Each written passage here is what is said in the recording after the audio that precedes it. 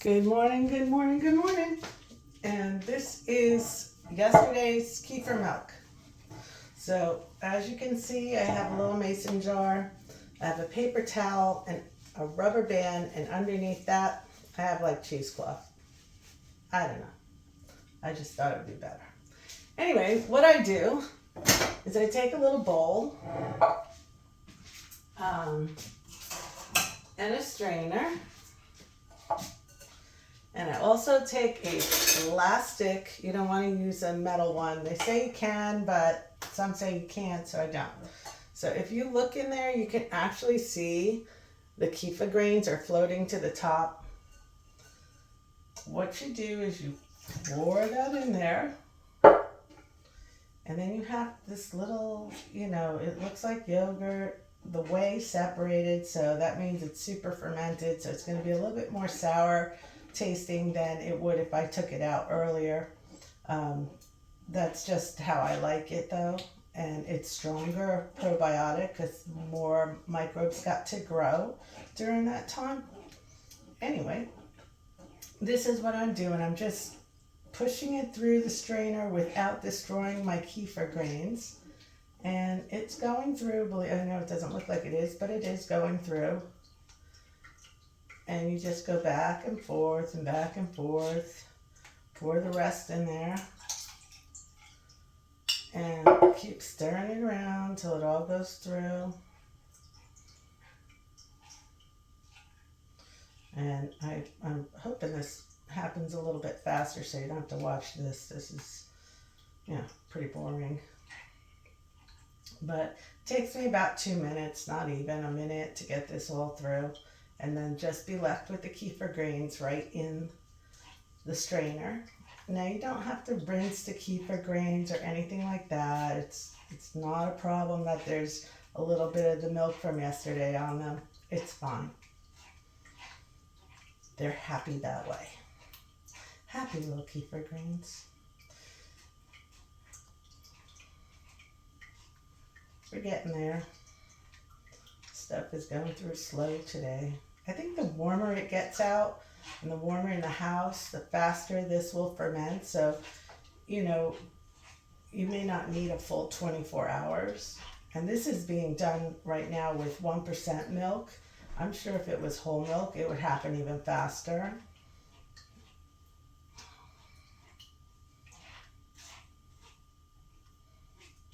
Mm-hmm.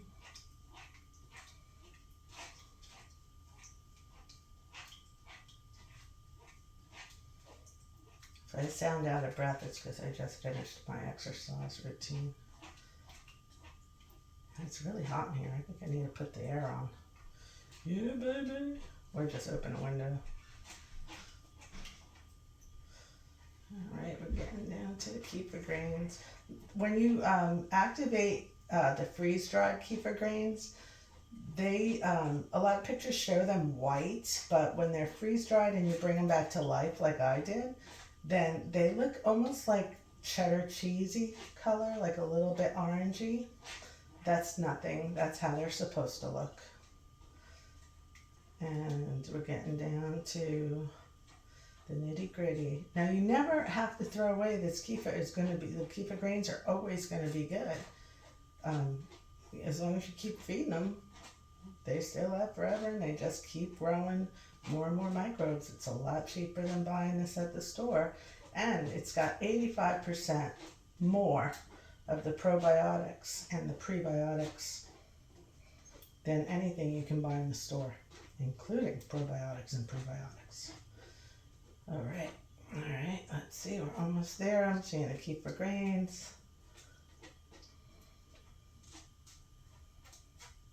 Pardon me, I'm still in my nightgown. Yeah, I'm the kind of person that if I can't get up in my nightgown and work out, I ain't working out. Okay. All right. I don't know if you could see that, but see those little orange cheddar cheesy things? Those are my kefir grains. See them? They're a little bit hard. They're getting bigger. For each batch I make, they're getting bigger. So that's the amount of kefir grains I have to make 4 cups of the kefir milk. So what I do now is I have all of this, which is my kefir milk now. And I stir it up because I want the whey mixed back in. The whey is the clear liquid. It got super fermented, so it's full of probiotics. What I do is I take my little mason jar and I fill her up.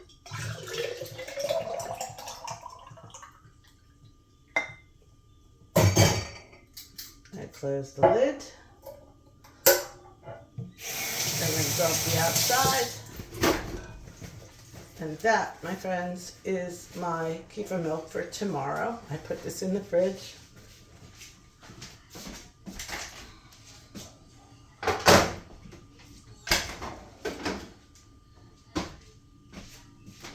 I take out yesterday's kefir milk because it's nice and cold, and I give it a little whirl to mix it up. I'm going to make something cool with that. But first, I'm going to make more for tomorrow. So I take my kefir grains and I put it back in the kefir making mason jar.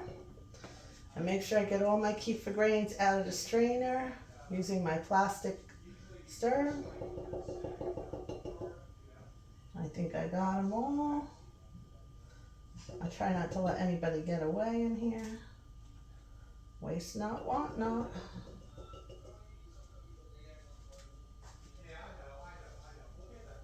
Alright.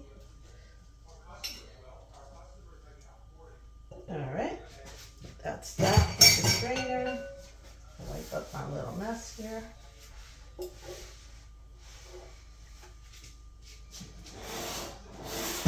Then I take my milk, which I am now using 1% milk. Now, I do clean this jar out like every other time. Some people don't clean it for 2 weeks, but I clean mine out every other time because I don't know, I'm Italian. Anyway, here we go. We're going to put it in there, fill the milk up to there. You got to leave a little bit of room because it's going to grow. And then I take my cheesecloth and paper towel with my rubber band on there. I make sure that it's nice and closed. I give it a little whirl. Don't go up and down. You don't want to get this all wet. It'll be gross. So I give it a little whirl like that. Then I put this on the shelf. This goes on the shelf overnight. Tomorrow, the same thing. I'll strain this. I'll drink the one that I put in today, and there you have it, kefir milk. So now I'm going to take yesterday's kefir milk, which is nice and cold. I'm going to put it in a blender with a couple of strawberries and a banana, and we're going to have a nice smoothie, Scott and I. I'm going to throw some ice in there too. And putting the kefir in a blender does not ruin the microbes or the bacteria that are important, the whole purpose of drinking the kefir. So don't worry about that. And it's also really good if you mix it with an orange. It tastes like a creamsicle. So enjoy.